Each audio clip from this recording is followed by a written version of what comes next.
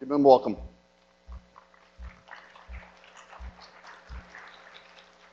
Am I on? Can you hear me? Yep. All right. How's everybody doing? Good. All right. So anybody hit it big on the slots yet? Of course not. That's why we're still here in this room, right? So I want to talk about mission statements, and I'm definitely going to get to it, but I've been really excited about some of the stuff that I've seen, and I have another message as well that I'm going to kind of incorporate into a mission statement. So let's go ahead and we'll get started. So I was thinking about this. I've been doing this for about 7 years. 2009, Tony hired me as a director of sales, and I came in, and for my first 3 months, all I did is I got on the phone and I called you guys. I didn't know what a technical writer was.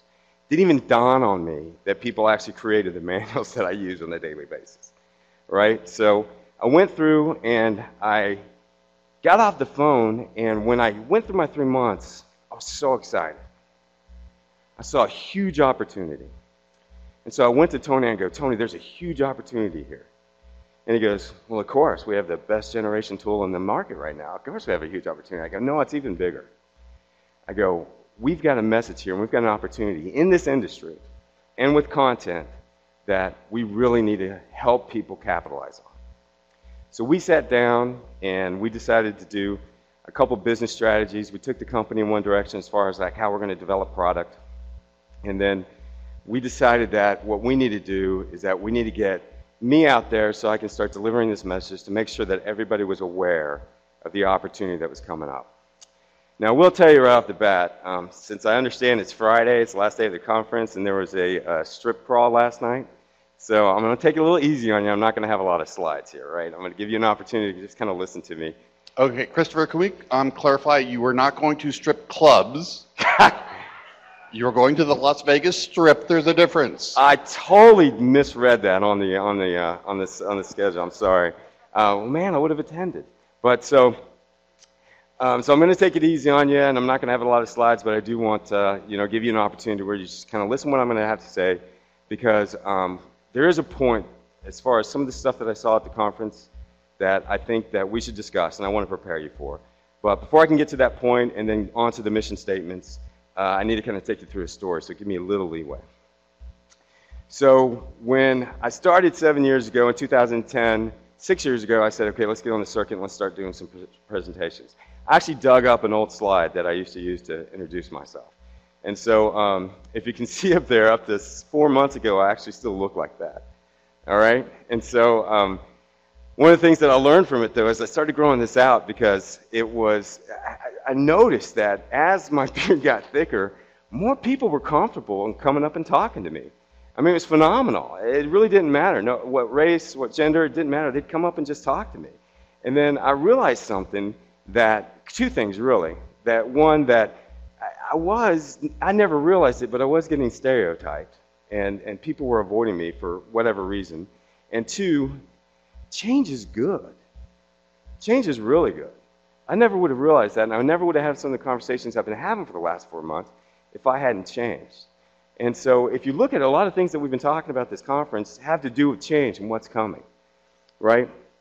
But so change is good. That's the first point I want you to remember. Let me hear it. Change is what? All right, change is good.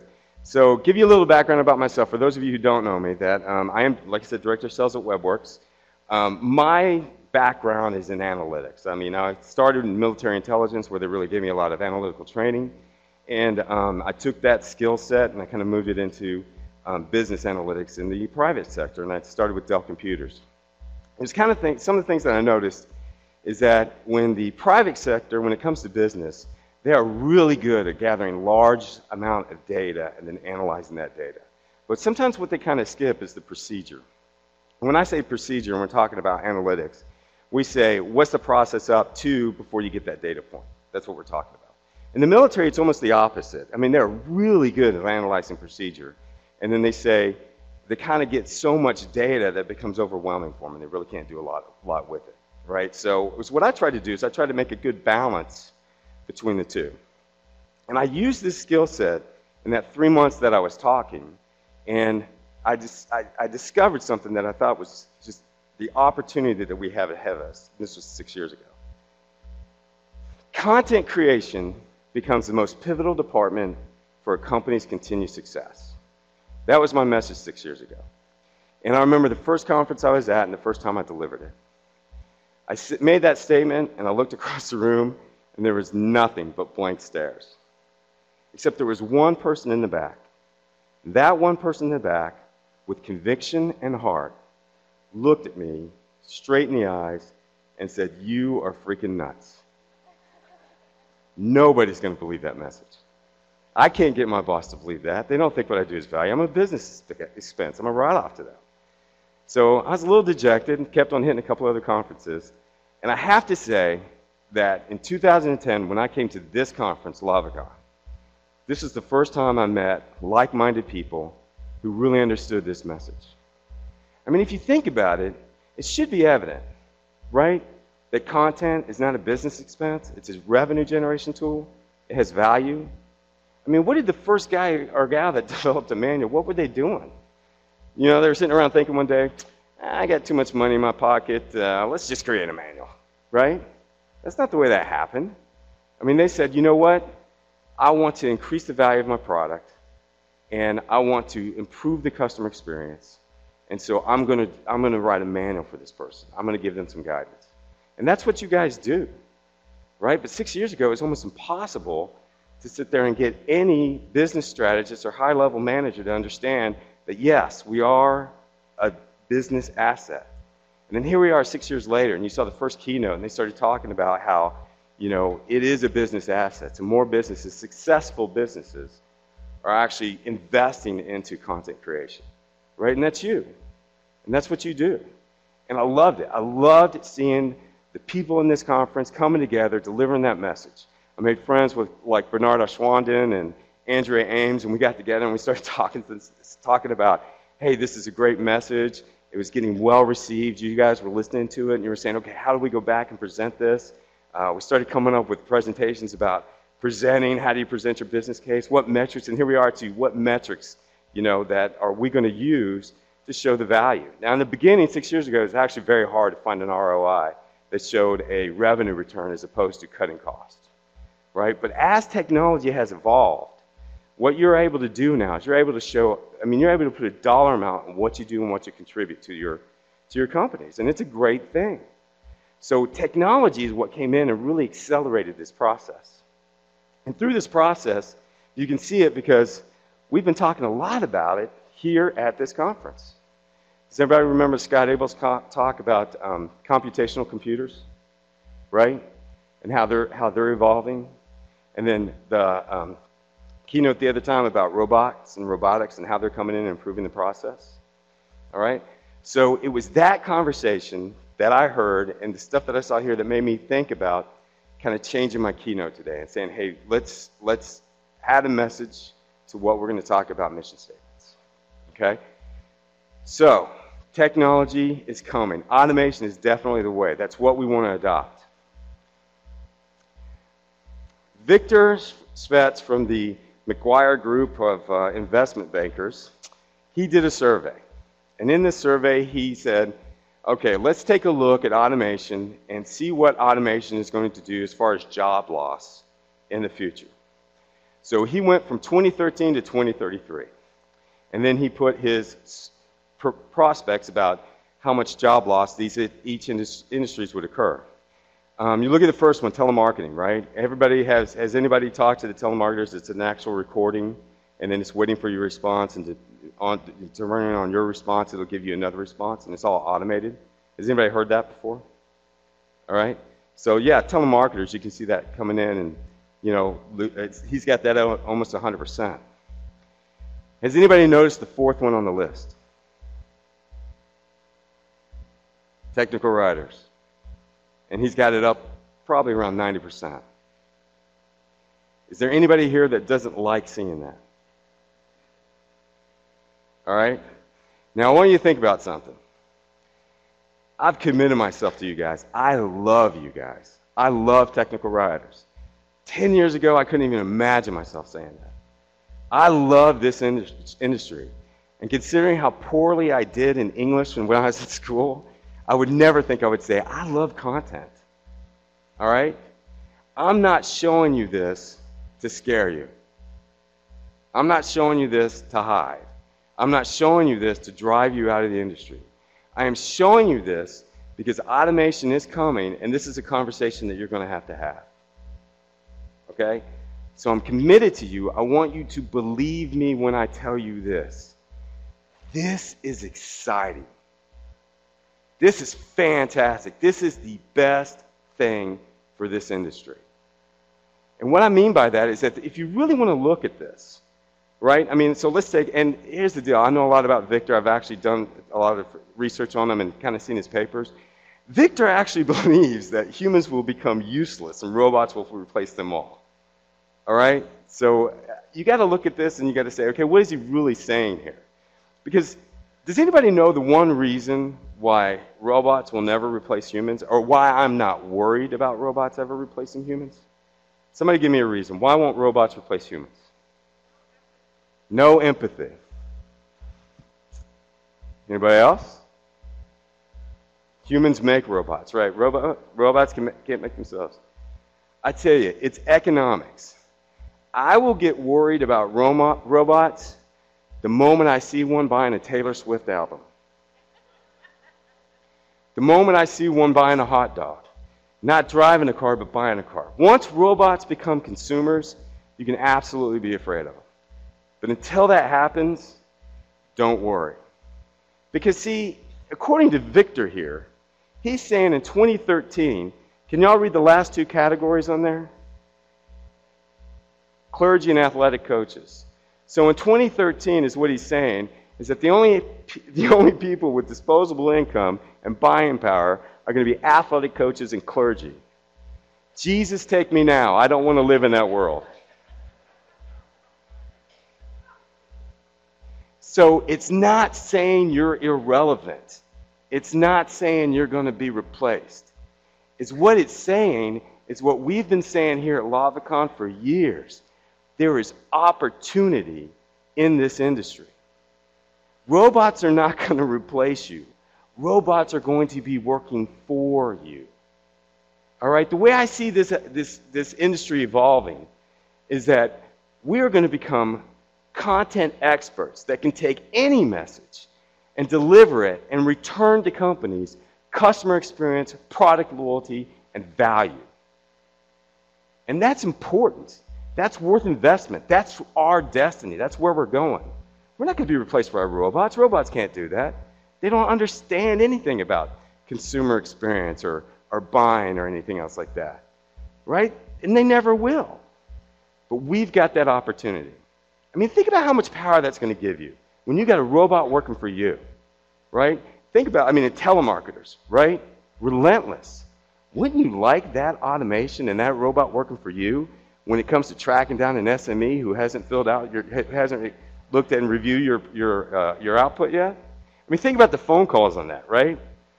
John, this is the 5th time I've called you. I'd just like to know we're waiting on your review. And John, before you hang up on me this time, I'd like you to know I'm a robot. I have no feelings. I don't care. I don't need to eat. I will call you always. Wow, I don't have to mess with that. That's that robot working for me. And think about them talking to you. Christopher, I'd like you to know John has finally submitted his stuff for review. And I'd also like to inform you that he cried a little during the process and cursed his own God. That's where we're headed. All right? So when you see this conversation, don't get worried. Don't get nervous. Understand it for what it really is. Is what it really is it just means that you're going to get some automation. You're going to get some help. And it's going to allow you to do other things. It's going to allow you to really focus on delivering the value that you can to the industry or the organization that you're working with. Does that make sense? Do you feel a little bit better than when I first showed you the slide? Yeah? No? Virtual audience, you hanging with me? We good? All right. So what does that free you up to do? I know you're probably thinking, has everybody actually already forgotten that this is supposed to be about mission statements? Right? Okay? So let's talk about mission statements, because what you're going to do, what that's going to free you up for, is that you're actually going to get to do a lot more for you during this. You get to get passionate about your job again, right? You get to get excited about the future, okay? And that's what's in mission statements. I mean, if you look at it, I'm using Amazon's mission statement here, and the creator, the founder of Amazon, I love this quote. On motivation, I strongly believe that missionaries make better products. Get it? Missionaries, mission statements. They care more. For missionaries, it's not about the business. There has to be a business, and the business has to make sense. But that's not why you do it. You do it because you have something meaningful that motivates you. All right? I mean, the passion I have for this industry, it comes from I'm really motivated. I care about it. It's not about, Tony's listening, okay, it's not about the business. But it's about what I can do for people. I really get jazzed when people walk up to me and they say, hey, your presentation really helped me. You know, I even get more jazzed when they say our product really helped. But I mean, the thing is that you want that passion. And in mission statements, it's what it's keying you into. It's keying you into that company's passion. And you can see if you can align with it. I mean, wouldn't that be great that you're working for a company that you're really passionate about and that you really want to be there? And then you have all this automation that's coming in and helping you get better at your job and do your job well. Their mission statement, our vision is to be the Earth's most customer-centric company, to build a place where people can come to find and discover anything they might want to buy online. Now, where that's going to help you, with other than just passion, is that it's going to help you make decisions. I mean, think about it. How many people here, when they go for a budget request and they're talking to their manager and they say, hey, I need budget for this, how many of y'all tie it back to the mission statement? How many have come up and said, hey, you know what? If our vision is to be the Earth's most customer-centric company, we are not helping or we're not focusing on our customers the way we should be with our content. I need these items so I can carry out that mission. Does that make sense? Does that help? Okay. So I want to see if y'all can guess this one. And I'm down pretty close. It's not really a keynote for questions, but I'll throw it out there. Does anybody have any questions right now? No? Have I inspired anybody today? How many of y'all saw this and said, no, forget it, I'm just going to go hit the slots? All right. So can anybody guess this one? Dedication to every client's success, innovation that matters for our company and the world, trust and personal responsibility in all relationships. You can't answer. Good thing y'all can't see who I'm pointing to. Any guesses? What do y'all think about the mission statement itself? I mean, can you see the company's value in this? Right? This is where this is the direction the company wants to go. Dedication to every client's success. Does documentation help clients to succeed? All right? So whenever, the next time you go back and you're asking your company for something, remember, you say, look, I'm doing this to help the company succeed. Okay? Innovation that matters for the company and our world. I can get behind that. I love innovation. I love new stuff. Trust and personal responsibility in all relationships. This is the mission statement of IBM. So what you'll find in a mission statement is passion for what you do and who you are, and it's going to be a guide to help you understand the values in the organization so you can align with them.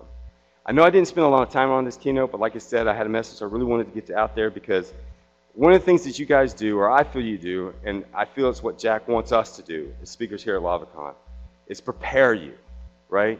And we throw so much information at you, I know it's hard to understand it and take it all back.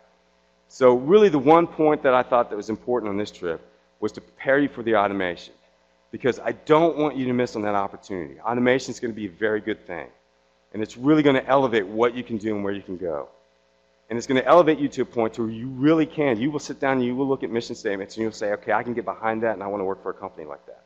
And then you'll look at your company's mission statement and you'll understand that, hey, these are the values that they have. I need to go out and find out what I can do and what I can get to make sure that I align with these values. And I mean, it's going to make it so much more exciting for you. You're going to be so much passionate and hopefully happier. You know, I mean, if you're happy right now, I hope even happier than that. Right? But I hope you got something out of this. I know it's a little off. I actually sat down and wrote this tonight. last night, so I kind of stuttered through some of this, but I hope you all enjoy the rest of the conference. Thank you very much.